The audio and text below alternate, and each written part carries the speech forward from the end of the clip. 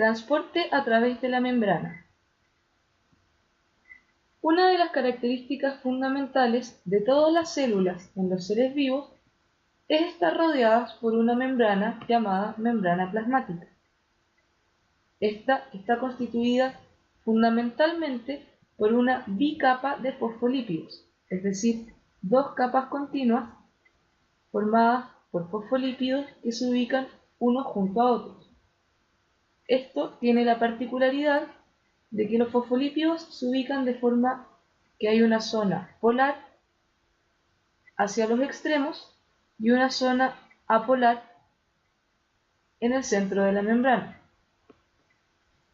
Esto produce una barrera que impide el paso de cualquier sustancia que no pueda ser disuelta en un ambiente apolar, como es el agua o cualquier otra sustancia que se disuelva en ella. La membrana plasmática, además de ser una bicapa fosfolipídica, tiene otros componentes, tales como proteínas, que pueden ya bien estar insertas en uno de los lados de la membrana o atravesarlas completamente, en cuyo caso reciben el nombre de proteínas transmembrana. Estas proteínas cumplirán con distintas funciones, ya sea relacionadas con la función misma de la membrana o simplemente con otros procesos, pero manteniendo su estructura gracias al anclaje que la membrana les entrega. Por último, en la membrana plasmática habrán unidos ciertos carbohidratos, ya sea asociados a proteínas o a los mismos fosfolípidos. Estos carbohidratos se encontrarán sobre todo mirando hacia el exterior de la célula y se utilizarán como moléculas de señalización. Una de las principales problemáticas que la membrana plasmática plantea es el hecho de que, debido a la naturaleza apolar que tiene en gran parte, no permite el paso libre de las sustancias a través de ella, y por lo tanto deben existir mecanismos de transporte que dejen pasar a ciertas sustancias hacia el interior y el exterior de la célula para que ésta pueda cumplir correctamente con sus funciones. De esta forma se distinguen distintos tipos de transporte, dependiendo de la naturaleza de la molécula que quiere ser transportada. En términos generales, podemos separarlos en transportes pasivos y activos.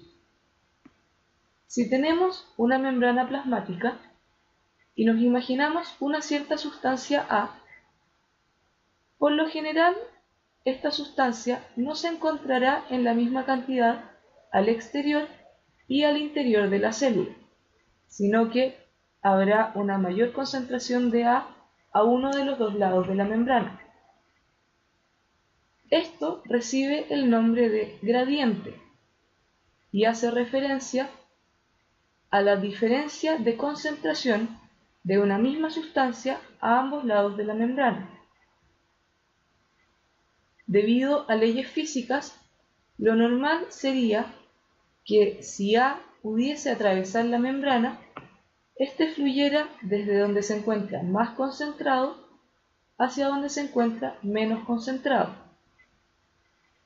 Por tanto, cualquier tipo de transporte que permita ese movimiento a favor de la gradiente, es decir, de mayor concentración a menor concentración, se denominará transporte pasivo, debido a que no tiene consumo de energía. Sin embargo, pueden existir situaciones en que a la célula le sea conveniente mantener o incluso aumentar esta gradiente de sustancias, y por lo tanto puede querer transportar la sustancia A desde el lado en que se encuentra menos concentrado hacia el lado en donde está más. Esto no es la tendencia natural de la sustancia y por lo tanto, para lograrse, necesita una inversión de energía. A este tipo de transporte, que requiere un gasto energético, se le denomina transporte activo. Los términos de transporte pasivo y activo solo hacen referencia a si el movimiento es a favor o en contra de la gradiente de la sustancia que se está transportando. Dentro del transporte activo y pasivo podemos además encontrar distintos tipos de mecanismos. El primero y más simple de ellos se trata de la difusión. Este es un fenómeno que se da para aquellas moléculas que sí pueden atravesar libremente la membrana y que por lo tanto, si tenemos la membrana y tenemos una sustancia en gran cantidad a un lado y solo una pequeña cantidad al otro, esta tenderá a difundir desde su mayor concentración hacia su menor concentración, pasando a través de la membrana sin necesitar ayuda de otros componentes. Un caso particular de difusión es la llamada osmosis, que es una forma de transporte pasivo para el agua. Esta se produce cuando el agua difunde libremente a través de una membrana plasmática. Sin embargo, para esto es necesario tener ciertas consideraciones. Puesto que la célula se encuentra en un medio acuoso, es decir, que todos sus componentes se encuentran disueltos en agua, no nos es posible hablar de una gradiente de agua, sino que solo de gradientes de aquellas sustancias que se encuentran disueltas en él.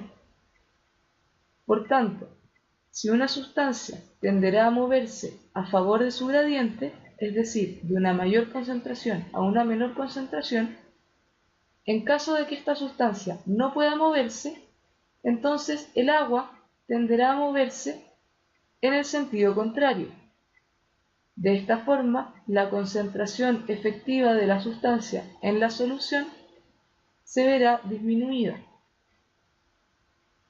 Imaginémonos que esta línea punteada representa a una membrana plasmática, con dos lados de solución en que existe una sustancia que solo se encuentra en uno de los lados. Este es el caso más extremo de una gradiente, puesto que la concentración en un lado va a ser de 0 y en el otro lado va a ser mucho mayor. Luego de un tiempo, lo que veremos es que si bien la sustancia no pudo ser transportada debido a que no pudo pasar a través de la membrana, el agua sí pudo pasar y por lo tanto se movió en el sentido contrario para poder disolver la solución que estaba más concentrada. Esto es lo que se conoce como el fenómeno de osmosis. La fuerza que necesitaríamos ejercer para evitar el paso del agua es lo que conocemos como presión osmótica y se relaciona directamente con la concentración de solutos en la disolución. Otro tipo de transporte es el que se da mediante los llamados canales. Los canales son proteínas transmembrana, es decir, que atraviesan la membrana de un lado a otro y que frente a un estímulo de distintas naturalezas puede abrirse para dejar un espacio en el medio que permita el paso de alguna sustancia. En términos generales, los canales permiten el transporte de iones, es decir, moléculas pequeñas y cargadas, como podrían ser potasio, sodio, cloruro o calcio. De esta forma, la apertura de un canal solo permitirá el transporte pasivo de estos iones, es decir, a favor de su gradiente de concentración. Otro tipo de transporte es el que se da mediante otras proteínas transmembranas llamadas transportadores. A diferencia de los canales, los transportadores no se abren dejando un espacio libre, sino que son proteínas que pueden cambiar de forma y por esto tienen la capacidad de tomar una molécula de un lado de la membrana y llevarla hasta el otro. Existen principalmente tres tipos de transportadores. Podría ser que esta proteína tenga la función solo de mover una sustancia de un lado para otro. en cuyo caso recibe el nombre de uniportador, ya que transporta solo una molécula.